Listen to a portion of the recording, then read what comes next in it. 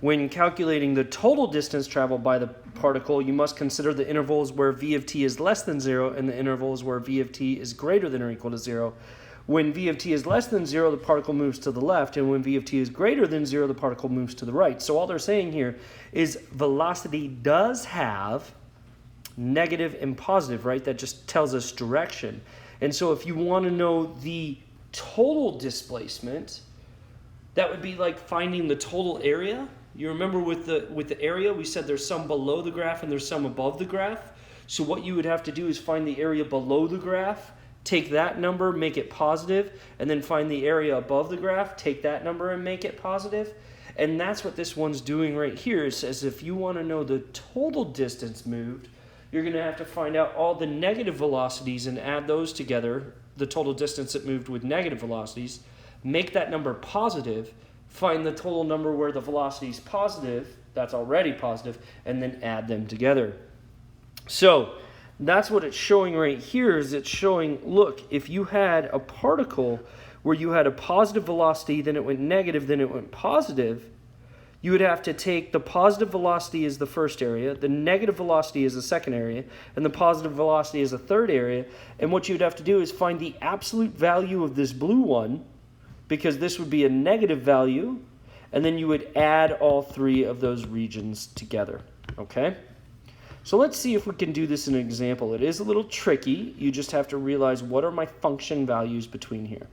So it says the velocity in feet per second of a particle moving along the line v of t equals t cubed minus 10t squared plus 29t minus 20, where t is the time in second. What is the displacement of the particle on the time interval from 1 to 5 seconds? So the first one says, what is the displacement? Displacement is just straight up the integral. Doesn't matter if it's positive or negative. So this would be the integral from 1 to 5 of the function, which the velocity function, which is t cubed minus 10t squared plus 29t minus 20. That's with respect to t. So let's go ahead and integrate that real quick. The integral of t cubed would be t to the fourth over 4 minus 10 times the integral of t squared, which would be t cubed over 3 plus, and that's 29, so 29t, so that'd be 29t squared over 2. These are horrible numbers, but that's okay. Minus the integral of 20, which would be 20t, and then this entire thing has to be evaluated from 1 to 5, and then of course we subtract. We plug in 5 first, we plug in 1, and we subtract them. So I'm just going to use my table feature on this one again. I'm plugging it in. I have my t values of a 5 and a 1. I'm plugging it in into that function, t to the fourth over 4 minus 10t cubed over 3 plus 29t squared over 2 minus 20t. I'm going to plug in this into my calculator. I'm using the table feature, type all of that in. Ask doesn't matter. Just make sure you select Ask X, type in a 5. I am getting 25/12 when I plug in a 5. And when I plug in a 1, I'm getting negative 103/12. So that means this would be equal to, well, it's the top one, which would be 25/12, minus the bottom one, which would be a negative 103/12. And so when I put that together and simplify it into my calculator, I'm getting a total of 32/3. So where does it end up?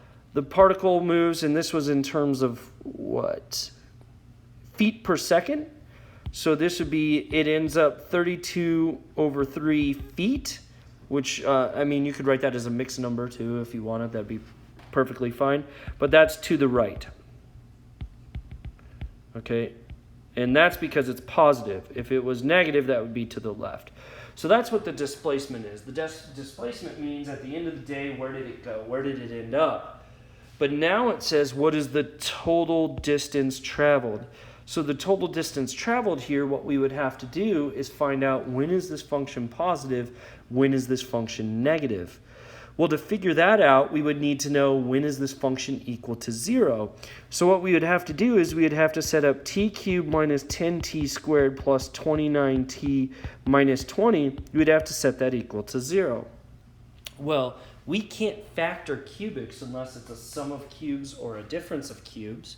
If there's 4 terms, you might be able to do grouping. Like for instance, if I look at the first two, I see a 10 or a t squared that I could factor out. But if I look at the second two, I don't see anything that I can factor out. So there's no possible way for me to factor this easily without using things like the rational zeros theorem, and it would just take forever. So at this point in time, I would not put this part of the problem on the test because you can't factor this without using an inordinate amount of time or using technology. So what I'm going to do is I'm just going to jump to what it was. In the book, they factored it for us. They said it's t minus 1 times t minus 4 times t minus 5, okay? And that equals 0. So that would give me t equals 1, t equals 4, and t equals 5, okay? And so if I actually looked at this as a graph, what I'd realize is it looks something like this right here. Here's the 1, here's the 4, and here's the 5. So what would I have to do? I'd have to do the integral from 1 to 4 of this function. I'm just going to put v of t with respect to t. And then what I'm going to do is I have to do the integral from 4 to 5 of v of t dt. And I would add those two together, but the problem is I know that second interval is negative, right? That second interval, just looking at the picture, I know that this integral right here is negative. So really what I need to do is change the sign of it. So instead of adding it, what I'm really going to do is subtract it. And if you did the math on this, what you would determine, you can integrate these, and I'm not going to do it because, again, this wouldn't be on the test this way. It'd be a much easier problem if it was on the test that you could actually factor and figure out yourself. If you do it and you integrate the first one, you end up with 45 fourths minus, and then if you end up integrate the second one, again, we knew it was negative, and it ends up being negative 7 twelfths.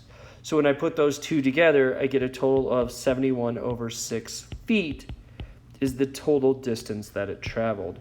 So again, you would have to break this into two parts. The part where it was positive, and then you'd have to break it into the part where it was negative. And instead of adding them, you would want to subtract them because you want to make sure that you flip the sign of that green area right there. So at least you should be able to do displacement on this problem. Total distance, I would never give you a cubic that you couldn't factor. At most, it would be a quadratic that you could easily factor and set up two separate integrals.